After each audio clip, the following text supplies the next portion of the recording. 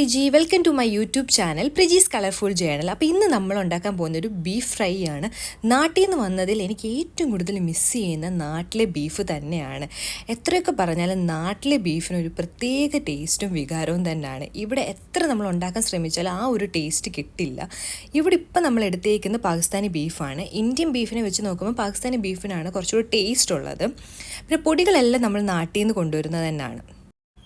ആദ്യമേ തന്നെ പാനിലോട്ട് നമ്മൾ മസാലകളെല്ലാം ഒന്ന് മൂപ്പിച്ചെടുത്തിട്ടുണ്ട്. പിന്നെ അതിനകത്ത് നമ്മൾ എടുത്തിട്ടുള്ള മസാലകൾ എന്തൊക്കെയാണെന്ന് വെച്ചാൽ മുളക് പൊടി, മഞ്ഞൾപ്പൊടി, മല്ലിപ്പൊടി, ഗരം മസാല, പിന്നെ മീറ്റ് മസാല, പിന്നെ നമ്മൾ ഏലക്ക ഇട്ടിട്ടുണ്ടായിരുന്നു, പിന്നെ കുറച്ച് ജീരകവും. ഇതെല്ലാം കൂടെ നമ്മൾ ചൂടാറിയതിന് ശേഷം മിക്സിയിലൊന്ന് അടിച്ചെടുത്തു. അതിന് ശേഷം നമ്മുടെ കുക്കറിലോട്ട് എല്ലാം കൂടി ഇട്ടിട്ട് മിക്സ് ചെയ്യുവാണ്. പിന്നെ നമ്മൾ ഇഞ്ചിയും വെളുത്തുള്ളിയും സവാളയും പിന്നെ നമ്മൾ മുളകുമാണ് ഇട്ടിട്ടുള്ളത്. പിന്നെ നിങ്ങളുടെ എരിവ് അനുസരിച്ചിട്ട് മുളകും കാര്യങ്ങളൊക്കെ ആഡ് ചെയ്യുക. മസാലകളെല്ലാം ചേർത്തതിന് ശേഷം നമ്മുടെ കൈ കൊണ്ട് തന്നെ നന്നായിട്ട് മസിൽ പിടിച്ച് അങ്ങോട്ട് ഇളക്കുക. അത് ലാസ്റ്റ് ഞാനൊരു നാരങ്ങയും കൂടി പിഴിഞ്ഞൊഴിച്ചിട്ടുണ്ട്. പിന്നെ അധികം വെള്ളം ഒഴിക്കേണ്ട, കാരണം നമ്മുടെ ബീഫിൽ നിന്ന് തന്നെ നന്നായിട്ട് വെള്ളം ഇറങ്ങും. പിന്നെ നമ്മളിവിടെ ബീഫ് ഫ്രൈ ആണ് ചെയ്യുന്നത്, അപ്പോൾ അധികം വെള്ളം നമുക്ക് ആവശ്യമില്ല.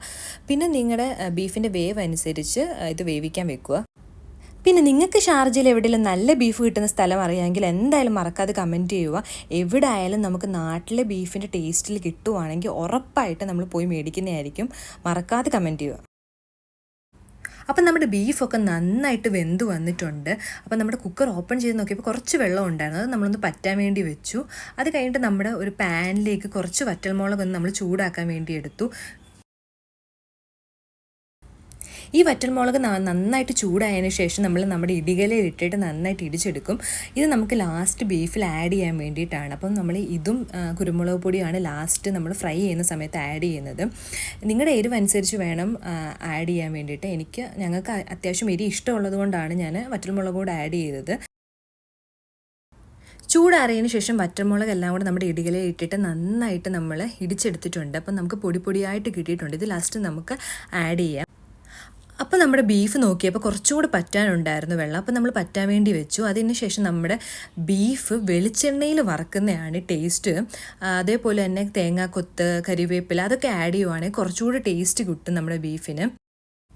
അപ്പം നമ്മൾ പ്രവാസികളുടെ കയ്യിൽ ആവശ്യത്തിന് ഒരിക്കലും കാണാത്തൊരു സാധനമാണ് കറിവേപ്പില. കാരണം അത് പെട്ടെന്ന് തന്നെ ചീത്തയായി പോകും. നമ്മൾ ഷോപ്പിങ്ങിന് പോകുമ്പോഴായിരിക്കും മേടിക്കുന്നത്.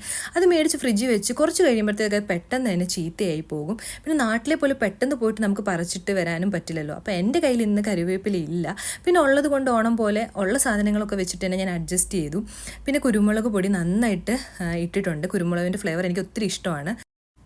ലാസ്റ്റ് കുറച്ച് സവാളയും കൂടി ഞാൻ ആഡ് ചെയ്യുന്നുണ്ട്.